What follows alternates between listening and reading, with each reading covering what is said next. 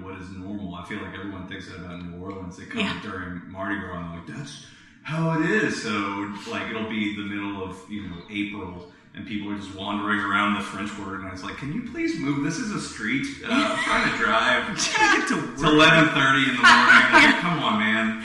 I have to go to my job now. Yeah, exactly. Yeah. I know. I think that about in Austin with South by Southwest because like the entire month of March, we were just talking this morning about how everyone from Austin vacates and Airbnbs their own homes. So it's like just for that 1 month, it's a totally different place, and then it goes back. Well, Jazz Fest is kind of the same way around here, like near the festival grounds, because they're people that's how they almost supplement their incomes for Jazz Fest. They're like, bye, have fun. They just like their whole house rents for 3 weeks, and that whole area, I avoid that like the plague. Like it's not worth even walking too much less driving. Like, fuck that. Yeah. It's like ACL and South by. It's like Austin just turns into like an extension of California. It's like or like any other place in the world, and it's like all of a sudden I don't want to be here for a week. And then everybody thinks, oh, is this what it's like all the time? The other thing too is that in March in Austin, it's the only month where it's the perfect temperature all the time. Every other month, it's either like, are you dying because it's 110? Or it's like, it seems kind of okay. Wait, there's a wind out of nowhere. So people come in and they're like, this place seems fun. And I was like, can we move South by to July? We would really lose a lot of people. Yeah. It's weird that you don't talk about that, though, because I feel like it's almost like a culture war going on right now, in New Orleans at least, with festival seasons and short-term rentals and, the influx of using tourism as your main industry versus, like, actually having any other economy. Like, I hope that doesn't happen in Austin, but y'all have had a huge influx of, like, young professionals and the technology sector has been growing there, too. Oh, yeah, we're much more likely to become San Francisco than we are to become New Orleans.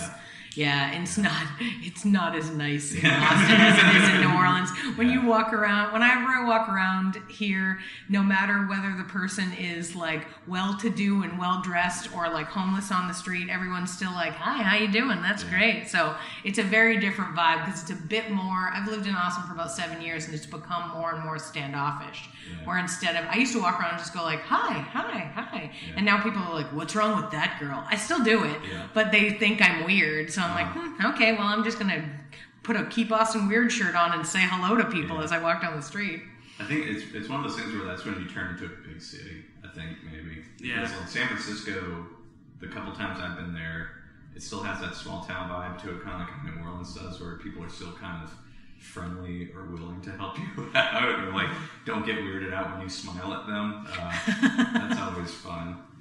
Yeah, my husband's in Pennsylvania for work right now, and when I talk to him on the phone, I go, where do they stand on the Sir Ma'am thing? Are they pro or against it? He's like, what do you mean? I was like, call somebody ma'am right now and tell me what their face says. And they're like, oh, she was fine with it. And I was like, interesting, okay. Because I'm from Boston, and in Boston, it's an insult. Like, if you call someone ma'am, they're like, how dare you? And you're like, why? I'm being polite to you.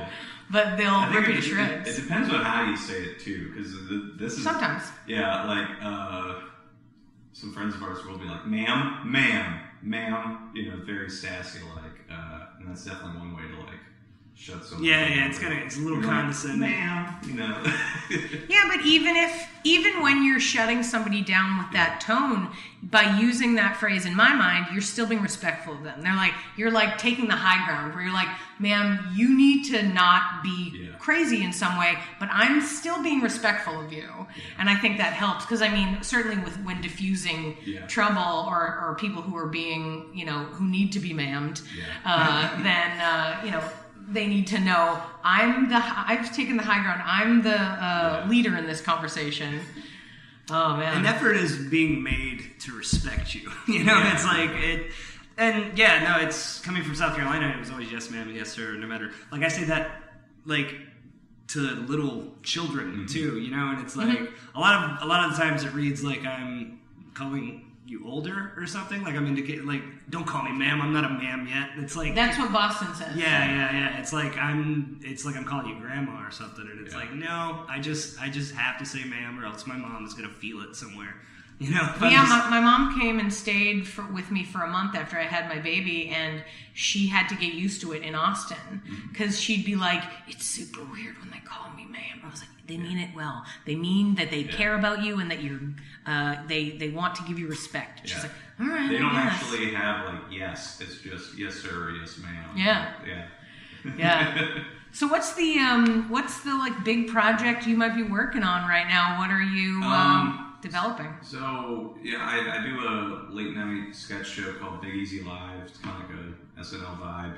We got a show coming up in December. We do that quarterly, so because our cast is primarily people from the local theater scenes, not the comedy scene, which is actually kind of interesting because you deal with people that are used to being on stage, used to scripted material. They know how to do the right beats and everything like that, but they make very strong different choices that I don't think the writers necessarily have. Like, for example, I wrote a sketch one time, and one guy took it in a completely different route, and it's for the best because I'm like, that was a weak sketch that I wrote, but you made it like so much better. And I think that helps having people that have like decades of acting experience getting that. And then we also involve a lot of the local playwrights as well to write sketches too, because it's just an easy break from doing 40, 50 pages instead of just knock out 5. That's pretty quick and easy to do. And we'll bring in like local talents to be like the guest host, and they bring in their own audiences and stuff like that. So that's kind of what's on deck. Yeah. That's awesome. So do you have like a writing team that's separate from your acting team? A little bit. Like I said, we almost have like not freelance writers, but like contributing writers. But some of the people in the cast also like to dabble in writing. So, and it's been nice seeing them improve as well, just because for them it's like, oh, let me give this a shot. And now they're like, I have to write 5 sketches. I'm like, okay, that's a lot, but all right, if you want to do that, then have at it. Yeah. Is this like a consistent like staff, or do you like shuffle people in and out? So the core cast is the same. Like we have a repertoire cast, and in terms of the writers, it's about like 4 or 5 of us that are like the same. Gotcha. I try to bring in new people. Just it's always nice to have different voices. Totally. And give them an opportunity to try something on stage. And then we also do like some film sketches too. So it's always fun to have people that aren't in the show but want to be a part of the show. Will have an act in some of these. So. It's great that you're connected to like every different sort of artistic group though. Like the fact that you do musicals, so you have that crowd, you could easily write a musical sketch and know that you get people who are like not just singing, but like singing on point and like the right notes and in harmony.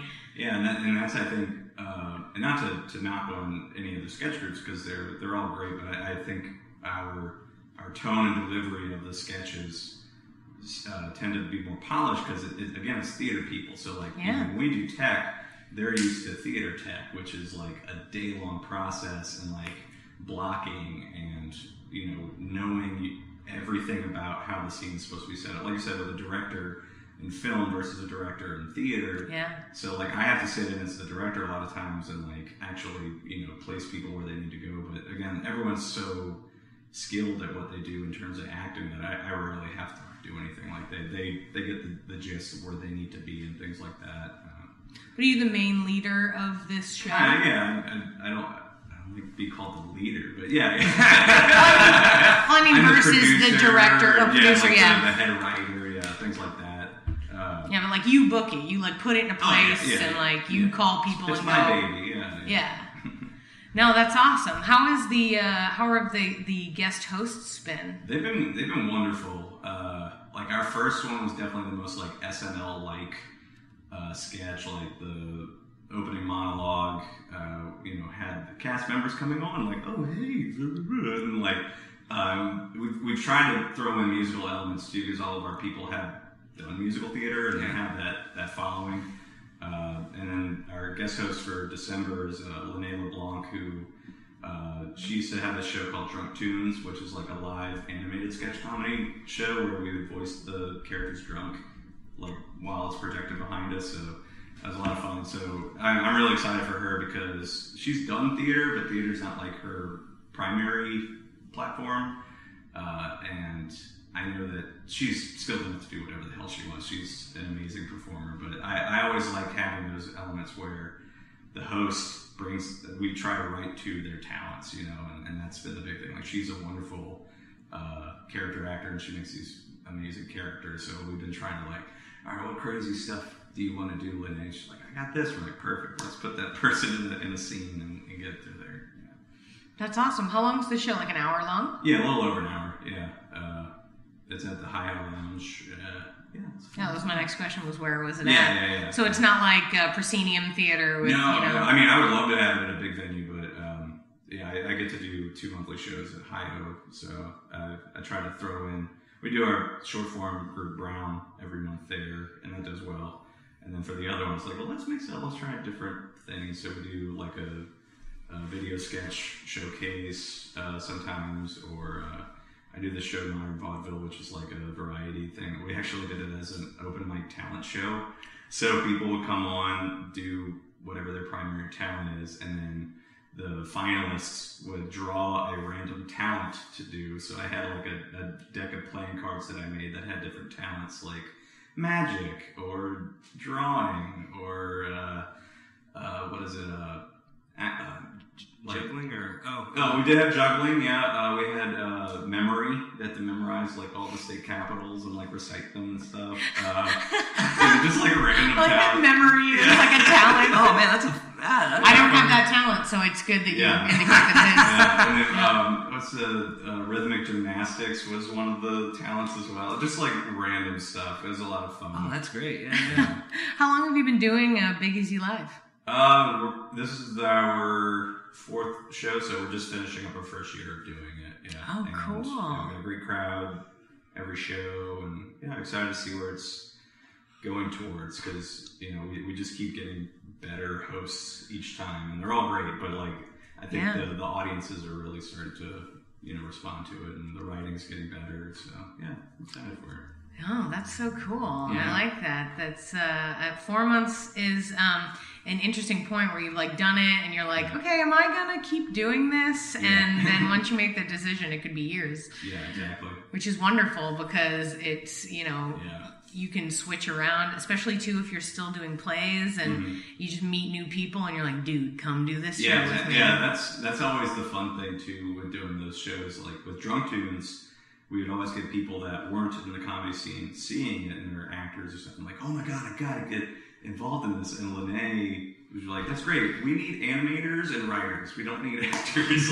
We appreciate it, you get to do all the fun stuff, but we need people to do the hard stuff. Yeah. That's I'm kind of the same boat. I'm like, everyone's like, how do I get involved? I'm like, do you write?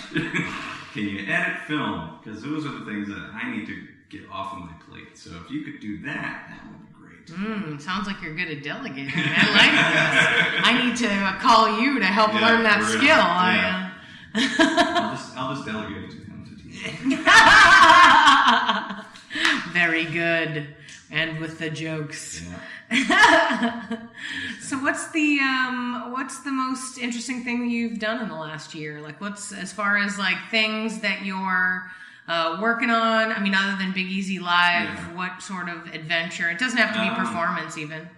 I've been dabbling in making music, comedy music, and so it's been fun to because I'm not a musician in the slightest. I'm a software developer, so learning on FL Studio how to make songs, it feels like programming rather than art, if that makes sense. But just doing all these songs in different genres and just learning music theory and just being a goofball in a different way.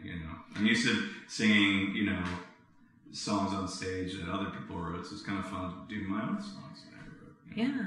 It must be interesting to use the knowledge that you have of software development to use the programs. Mm-hmm. It's good that your brain functions that way, because I'm not a computer person. I have a hard time using those programs. Mm-hmm.